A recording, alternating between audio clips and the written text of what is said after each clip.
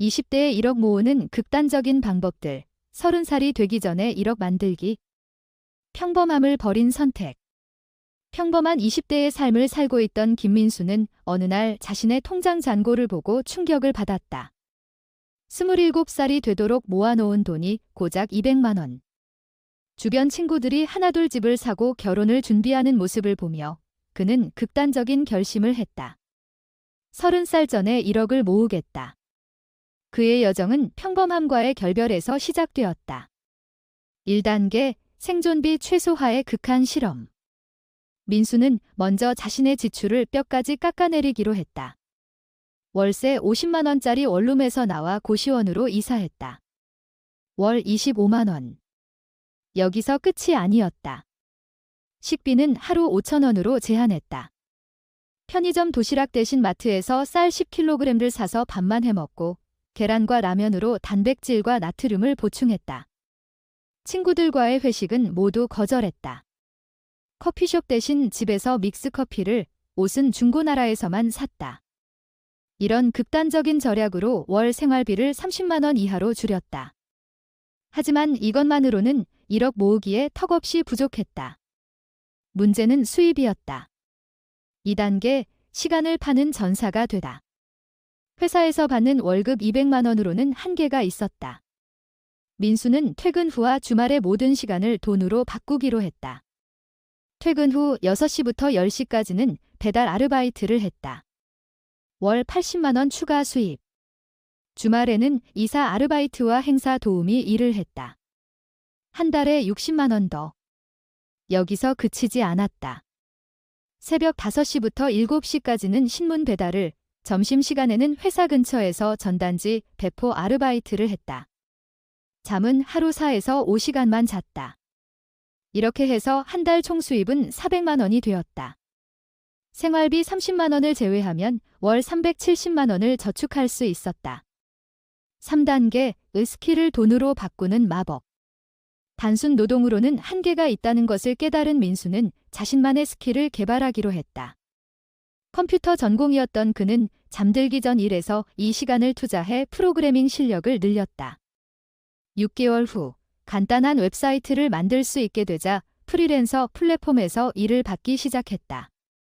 처음에는 20만 원짜리 작은 프로젝트부터 시작해서 1년 후에는 월 100만 원 이상의 외주 수입을 올릴 수 있게 되었다. 동시에 그는 자신의 절약 노하우와 부업 경험을 블로그에 기록하기 시작했다. 6개월 후 광고 수익이 월 30만 원까지 올라왔다. 4단계 위험을 감수한 투자 실험. 모은 돈을 그냥 저축만 하면 1억 달성에 너무 오랜 시간이 걸린다는 것을 계산한 민수는 투자에 뛰어들었다. 하지만 그의 투자법은 남달랐다. 먼저 500만 원으로 주식 공부를 시작했다. 매일 새벽 4시에 일어나 해외 증시를 확인하고 출근길과 퇴근길에는 경제 뉴스와 기업 분석 자료를 읽었다. 처음 6개월간은 100만 원을 잃었다. 하지만 포기하지 않았다. 대신 더 보수적인 투자로 방향을 바꿨다. 배당주 중심의 포트폴리오를 구성하고 매월 모은 돈의 70%는 안전한 투자에 30%는 성장주에 투자했다. 5단계 극한의 부업 포트폴리오. 2년이 지나자 민수의 수입원은 다양해졌다. 본업 200만 원, 배달 아르바이트 80만 원, 프리랜서 개발 120만 원, 블로그 광고 50만 원, 주식 배당금 20만 원으로 월 총 수입이 470만 원에 달했다. 그는 여기서 멈추지 않았다. 주말에는 중고 물품 거래에도 손을 댔다. 온라인으로 저렴하게 구입한 전자제품을 수리해서 되파는 일이었다. 한 달에 30대 50만 원의 추가 수익을 올렸다. 또한 자신이 거주하는 고시원 근처에서 원룸을 하나 얻어 에어비앤비로 운영했다. 월세와 관리비를 제외하고도 월 40만 원의 수익을 남겼다. 6단계 복리의 마법과 시간 관리의 예술. 3년 차에 접어들면서 민수의 투자 수익률이 눈에 띄게 개선되었다. 꾸준한 공부와 경험으로 연 15%의 수익률을 달성할 수 있게 되었다. 매월 400만 원씩 투자하니 복리 효과가 기하급수적으로 커졌다. 그는 시간 관리의 달인이 되었다. 이동 시간에는 오디오북으로 공부하고 대기 시간에는 스마트폰으로 투자 정보를 확인했다. 15분이라도 빈 시간이 생기면 프리랜서 업무나 블로그 글쓰기를 했다. 7단계 네트워크의 힘. 혼자서는 한계가 있다는 것을 깨달은 민수는 같은 목표를 가진 사람들과의 네트워킹에 신경 쓰기 시작했다.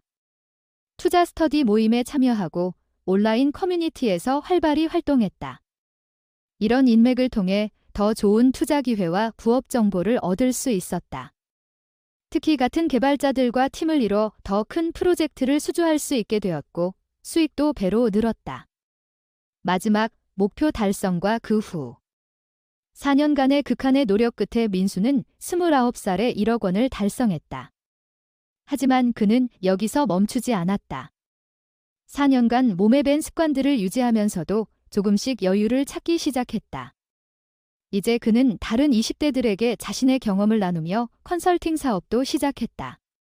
극단적인 방법이 항상 정답은 아니지만 평범함에서 벗어나려는 용기만 있다면 불가능한 일은 없다는 것이 그의 철학이다. 결론, 극단과 균형 사이에서. 민수의 이야기는 극단적이다. 모든 사람이 이런 방식을 택할 수도 택해야 할 필요도 없다. 하지만 그의 여정에서 배울 수 있는 교훈들이 있다. 첫째, 명확한 목표와 강한 의지의 힘이다.